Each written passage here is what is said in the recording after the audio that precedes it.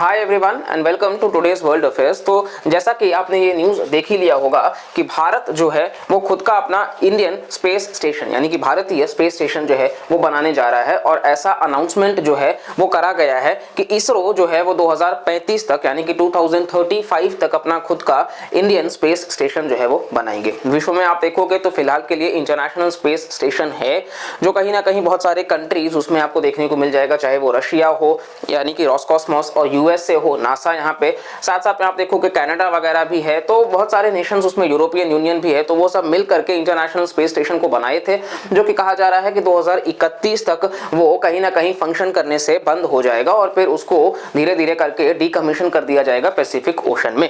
तो अब यहाँ पर जो एग्जिस्ट करने वाले में से हैं वो चाइना जो है वो तियांगोंग स्पेस स्टेशन है, जहाँ पे वो क्लेम करते हैं कि 3 से 6 जो है वो मेंबर्स जो है वो हिस्सा हो सकते हैं उस स्पेस स्टेशन का। और इसी के बाद में आप देखोगे तो रशिया भी जो है उन्होंने कहीं ना कहीं डायरेक्ट उन्होंने बोला है कि वो खुद का तो बनाना चाहते हैं, लेकिन इसी बीच उनको और सारे नेशंस का जरूरत पड़ेगा, क्योंकि आपको पता है रशिया और यूक्रेन में वॉर की वजह से रशिया ऑलरेडी इकोनॉमिकली बहुत ज्यादा ग्रो नहीं कर पाया है और अब यहाँ पर हेवीली आप देखोगे तो वॉर में फंड करना पड़ रहा है, जिसके वजह से शॉर्टेज है फंड्स का। तो इसीलिए वो चाहते हैं कि ब्रिक्स नेशंस में से कोई भी कंट्री आए और इसका हिस्सा बने। तो रशिया भी इस लिस्ट में आ चुका है और यूएस से आपको पता है कि वो तो वैसे ही आईएसएस का पार्ट है। अब भारत जो है जैसे ही अनाउंसमेंट करता है बहुत बड़ी बात होती है, क्योंकि कहीं ना कहीं चंद्रयान 3 का हमने सक्सेसफुल मिशन करा है। इसी के साथ साथ में आदित्य L1 भी हमने करा है जो सूर्य से रिलेटेड है और भारत का ऐसा पहला मिशन है। वहीं आप देखेंगे तो वीनस को लेकर के भी हम शुक्रयान मिशन लॉन्च कर रहे हैं और गगनयान मिशन भी हम लॉन्च कर रहे हैं, जहां पर हम भारतीयों को स्पेस पर भेजने की बात कर रहे हैं। लेकिन इन सब के बीच आप देखेंगे इन सभी में कहीं ना कहीं इंडिजिनस वाली बात नहीं आती, स्वदेशी वाली बात नहीं आती।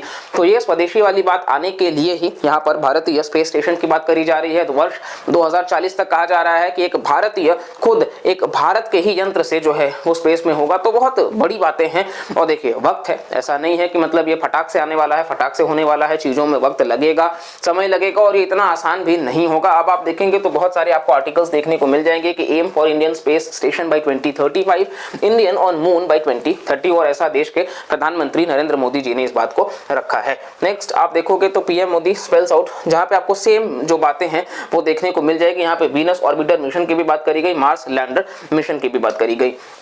तो यहाँ पर जो है वो आपको देखने को मिल जाएगा कि भारतीय स्पेस स्टेशन को बनाने में क्या क्या चैलेंजेस आएंगे, इस पर भी बात किया गया है, क्योंकि ये जरूरी है। क्योंकि अगर हमने अनाउंसमेंट करा है बहुत अच्छी बात है, हम स्पेस टेक्नोलॉजी में बहुत जरूरत है आगे बढ़ने की, क्योंकि बाकी कंट्रीज बहुत आगे बढ़ रहे हैं। इंडिया आज आप देखोगे तो फास्टेस्ट ग्रोइंग इकोनॉमी है, पॉपुलेशन में भी हम टॉप पे हैं। तो कहीं ना कहीं हमको एक अपने पोटेंशियल को और बेहतर बनाना होगा, और अगर अभी नहीं तो फिर बहुत देर हो जाएगा। तो इस वजह से आप देखोगे कि अब अगर हम चैलेंजेस की बात कर ही लेते हैं तो सबसे पहला जो पॉइंट आता है वो आता है फंडिंग का, क्योंकि आप देखोगे इसरो जो है उसको फंडिंग जो है वो बहुत कम मिलता है। यानी कि अगर हम देख ले बाकी जो इंटरनेशनल लेवल पे स्पेस स्टेशंस हैं उनके पास में मैसिव लेवल पे फंडिंग आती है, तो हमको अपने फंडिंग को यानी कि यहाँ पर सरकार को अपने बजट को बढ़ाना होगा फॉर स्पेस प्रोग्राम्स और फॉर इसरो एज वेल, क्योंकि इसी के वजह से चीजें और आसानी से हो पाएंगी। इसी के साथ साथ में यहाँ पर हम सिर्फ इंडियन स्पेस रिसर्च ऑर्गेनाइजेशन के ऊपर निर्भरता नहीं दिखा सकते हैं, क्योंकि बहुत ज्यादा जो है वो भार होता है काम का, तो इसलिए डिले भी पॉसिबल हो जाता है कई बार कई सारे ग्लिचेस की वजह से। तो इसीलिए यहाँ पे प्राइवेट सेक्टर का भी पार्टिसिपेशन होना जरूरी है, क्योंकि जब प्राइवेट सेक्टर खुद यहाँ पर होंगे, जैसे आप देखोगे यूएसए में क्या है, तो यूएसए में इलॉन मस्क जो है वो भी वहां पे इन्वेस्टेड है, जेफ बेजोस जो है वो भी इन्वेस्टेड है स्पेस और साथ साथ में आप देखोगे तो ब्लू ओरिजिन नामक इन दोनों की कंपनीज हैं। तो कुल मिलाकर के और विश्व में ये आम बात है कि मतलब वहां पर जो प्राइवेट सेक्टर है वो पार्टिसिपेट करते हैं, लेकिन हमारे यहाँ अभी ऐसा ट्रेंड बहुत ज्यादा आपको देखने को नहीं मिलेगा। एंट्रिक्स एक है भारत में, लेकिन आप कह सकते हो कि वो स्मॉल सैटेलाइट लॉन्च व्हीकल्स के लिए हैं। तो हमें और आगे बढ़ना होगा कि किस तरीके से हम कमर्शियल आर्म को मतलब धीरे धीरे हम प्राइवेटाइज कर सके और ज्यादा जो है वो इसमें एंटर कर सके, हम ये कॉन्फिडेंस दिला सके कि स्पेस सेक्टर जो है वो बूमिंग सेक्टर है। तो हमारे यहाँ जो भारत में बिजनेसमैन हैं जो इन्वेस्टमेंट की राह देख रहे हैं, तो उनसे हम कहीं ना कहीं इस सेक्टर में इन्वेस्ट करा सके और इसमें हम उनके लिए भी एक अच्छा रिटर्न्स मिल सके और साथ साथ में पूरे भारत के लिए और इस स्पेस सेक्टर के लिए बहुत ही ज्यादा कंट्रीब्यूशन हो सके। तो ये सारी बातें आती हैं। साथ साथ में देखिए पब्लिक सपोर्ट के भी बहुत मायने हैं।